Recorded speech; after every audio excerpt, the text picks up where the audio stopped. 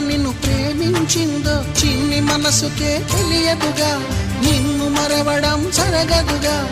ఎందువల్ల నువ్వు కాదన్నావో ఎదురు ప్రశ్నలే వేయనుగా. ఎదురు చూపులే ఆపనుగా. ఏనాటికో ఒకనాటికి నీ ప్రేమ సాధిస్తా. నిన్ను చూడాలని ఉన్నా, నిన్ను చూడాలి